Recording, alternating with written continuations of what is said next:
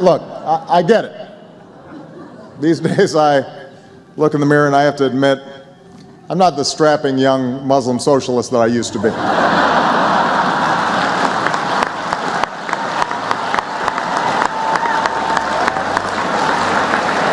Time passes, get a little gray,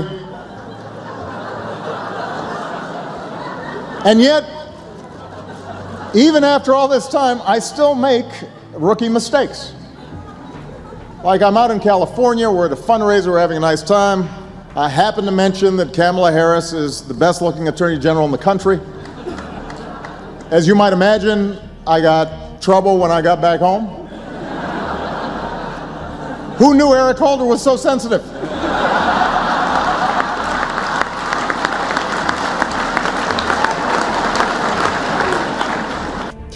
Even as the U.S. government tightens security for airliners headed to the Russia Olympics, the Obama administration is relaxing entry standards for some foreigners with connections to terrorism. Last year, almost 12,000 asylum requests were granted. Chief Congressional Correspondent Mike Emanuel reports on what some are calling a dangerous precedent. The Obama administration has unilaterally eased restrictions on those seeking asylum with incidental or loose ties to terror and insurgent groups. Alabama Republican Senator Jeff Sessions calls the move deeply alarming. It will lead to increased danger that terrorists will slip by. And it doesn't have to be many. It could be 100 applicants and one of them be a terrorist. 2 or 3 be connected to terrorism, and we miss them. And a former State Department official says the program needed to be tightened up, not relaxed. I have to emphasize it's not just political asylum cases. The executive order applies to all applicants for any kind of visa or green card who have been identified as possibly supporting terrorism. So it really cracks that door open a lot wider. Yet Vermont Democrat Senator Patrick Leahy praised the move because he claims the original interpretation had been too broad and, quote, it resulted in deserving refugees and asylees being barred from the United States for actions so tangential and minimal that no rational person would consider them supporters of terrorist activities. Homeland Security officials offered some examples of people who would have been barred. A parent feeding and clothing a young adult who was part of a resistance movement, an aid worker handing out supplies to members of an opposition group, or a farmer who pays a toll to a resistance group in order to take his food to market. So the change was approved by Homeland Security Secretary Jay Johnson and Secretary of State John Kerry. A DHS official tells Fox, quote, these exemptions address a range of cases of individuals whom the USG does not consider threats, but have been adversely affected by the broad terrorism bars of the Immigration and Nationality Act. Sessions says if President Obama had concerns with the law, he should have suggested reforms instead of going around Congress again. It's a very great threat to the United States of America and our constitutional order.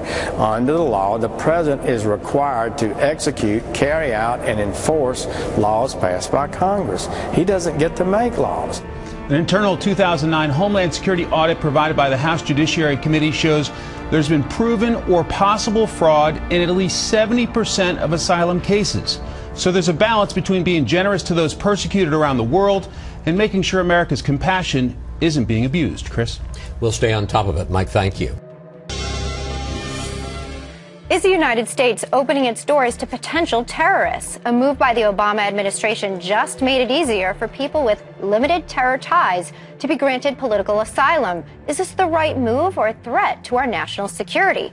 Fox News legal analyst Peter Johnson Jr. joining me now to discuss. Good morning. I'd like people to listen closely because I really do think it's a big, big threat to national security. Even according to the Washington Post, about 70% of asylum applications are riddled with fraud. Now the government is saying if you gave terrorists limited material support, you're still open to become a United States citizen, which is really incredible. So let's look, and we were talking about this before, let's look at terrorists who have received asylum here in the United States. It's not just theoretical here. This no, has happened. Absolutely true. Ramzi Youssef, the 1993 the World Trade Center bombing, he came from Pakistan. Ghazi Ibrahim Abu Mazer, the 1997 New York City bombing plot. He was a Palestinian. Mir Emil Kanzi in 1993, he shot and killed people at the CIA headquarters from Pakistan. Nuruddin Abdi, the 2004 Columbus shopping mall bombing plot, a Somali, and then, of course, Dzhokhar and Tamerlan Tsarnaev, famously responsible for the 2013 bombing from Chechnya, according to the FBI. So based on the fact that this has happened, now it's going to be easier for those to be granted asylum when yes, they've wiped away the post 2001 rules that made it almost impossible if you had some affiliation with a terror organization. So now a bunch of these mostly Democratic senators are pitching the fact, well, there are some people that have given water or given sandwiches or something so innocuous to terrorist groups in the past, and that's stopping them from becoming American citizens. The issue is not giving water or sandwiches. The issue is giving AK-47s and SAM missiles and giving plans and giving the ability to fly airplanes into the World Trade Center. I think we need to consider a few scenarios. Here's the first scenario. Remember the movie Lone Survivor? Let's take a look at this, and then let's ask a question that the feds should be asking themselves. This op is compromised. We got two options. One, let them go. And the second that they run down there, we got Taliban on our back. We're gonna cut them loose, and we're going home. Roger that, sir. I think we did the right thing. Isn't that how things work? Good things happen to good people.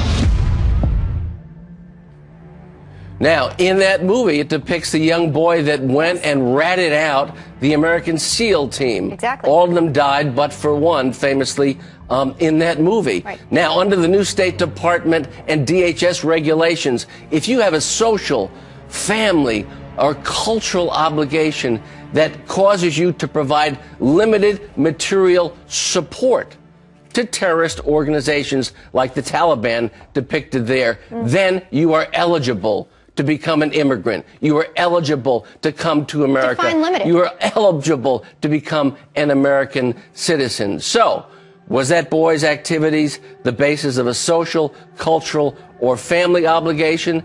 And someday, should he be attending a state university here in the United States as a newly branded American immigrant? Those are the issues that we need to grapple with.